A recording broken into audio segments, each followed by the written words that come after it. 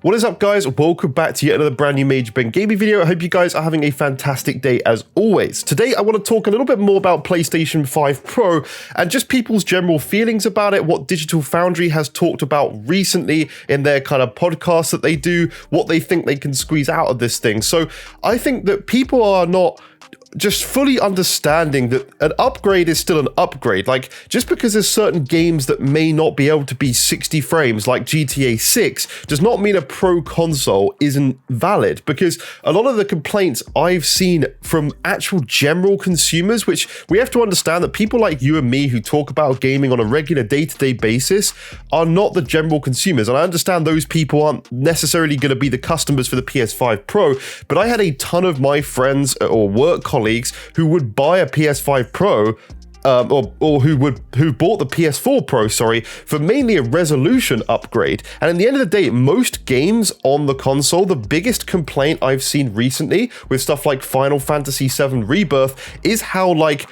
pixelated and kind of blurry all the images are, because it's using such a low resolution internal resolution and upscaling from there, which naturally, because of the serious GPU upgrade for this thing, that is going to be cleared up. Even if you are still seeing 30 frames in certain games like GTA 6, it's going to go from looking much more blurry on a PS5 to being like far superior on the PS5 Pro, which is still an upgrade. So people just missing the PS5 Pro being a worthy console basically just because of it not having 60 frames in one game like GTA 6, which we don't even know yet, is a very silly statement to make. So anyway, let's read through Digital Foundry's analysis and talk about things. So on paper, the PlayStation 5 Pro's 45% faster GPU should be enough to fix issues in GPU limited scenarios, such as in games aggressively using dynamic resolution scaling. So as I said, like Final Fantasy Rebirth, that's a very blurry looking game and could be seriously cleaned up on PlayStation 5 Pro, which I would very much like. And that counts to both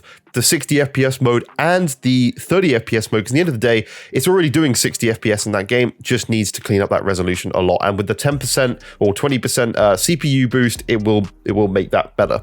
The tech experts at Digital Foundry recently discussed the specs of the yet-to-be-revealed mid-generation refresh, going over what PlayStation's Spectral Super Resolution and Ultra Boost mode could bring to the table and which games could benefit the most from the enhancements they should bring on day one without any input from developers.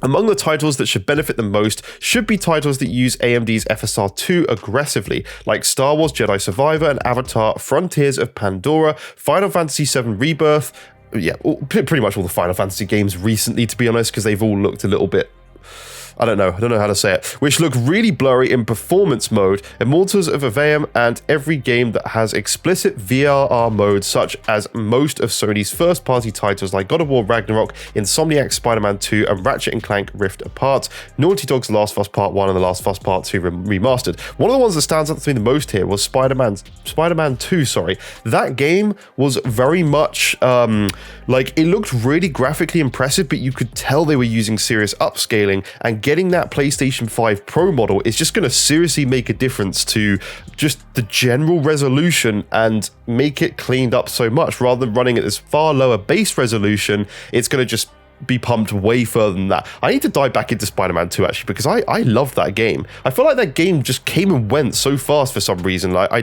didn't actually I was so busy streaming it, trying to get through it before you see spoilers online, that you don't actually take in games sometimes. Games that do not utilize dynamic resolution scaling and already run at a solid 30 to 60 frames per second will not see any improvements from PSSR and Ultra Boost mode, and will likely require an actual PlayStation 5 Pro patch to take advantage of on the console specs.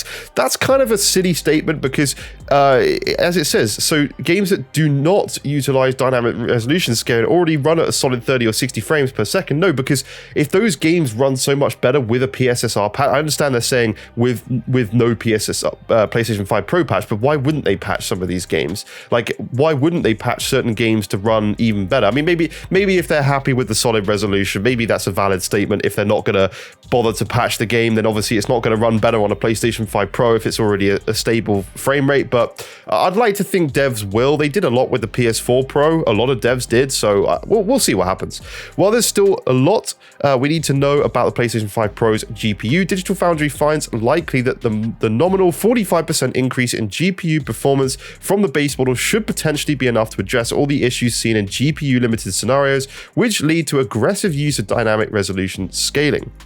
Many of the current PlayStation 5 do so, especially in performance mode, so the mid-generation console will likely provide a better experience across the board, further highlighting how it certainly is need to push current generation games forward in terms of both visual quality and performance, which is obviously very, very true. And you can watch the video on Digital Foundry's YouTube channel or on this website. But just to say, so I agree. I think 45% GPU will definitely clean up any obviously GPU bound scenarios, but I do think what people are underestimating, including Digital Foundry, is what PSSR could be like. And I don't mean underestimating in terms of they're not thinking about it much, but we don't know yet what it's like, and they're kind of just throwing it out there like it's going to be the same as FSR2. No, I think PSSR is going to be significantly better than FSR2 and 3.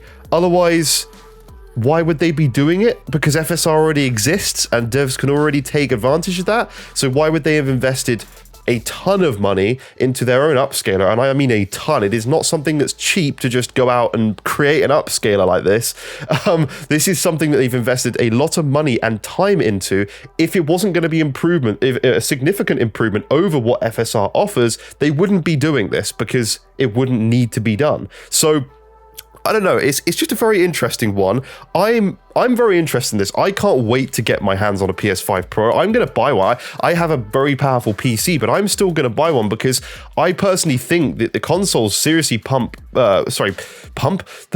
they hit quite above their weight. So I'm interested to see what a far superior console can actually do in terms of GPU performance. And I think it's going to just sort of sort a lot of the issues I have about the current consoles, which is the blurriness of games like Final Fantasy VII Rebirth. That's kind of like the first big game that I'm like on the 60 FPS mode. I'm sitting there thinking, wow, do I just play this game at 30 FPS? Because it needs a hell of a lot of cleaning up. So that was kind of my standpoint on that sort of game. So I feel like this upgrade warrants a significant improvement for what I'm going to get out of the console. And to be honest, I'm just excited to see what further things they could do with this. Games like Ratchet and Clank, which are just absolutely insane looking on PlayStation 5. I mean, it punches well above its weight. If you look at the PC equivalent hardware to run Ratchet and Clank at PlayStation 5 settings, it's doing pretty decent stuff. So I'm curious to see what a PlayStation 5 Pro can do, and I'm excited to see all the comparisons we're going to get between, like, you think we're going to have there is no console comparison now between Series X and PlayStation 5 because Xbox aren't doing their mid-generation refresh. They've had that. That's the Series X. So the only thing we're going to be able to compare PlayStation with this, like going forward with the PS5 Pro, is going to be PC.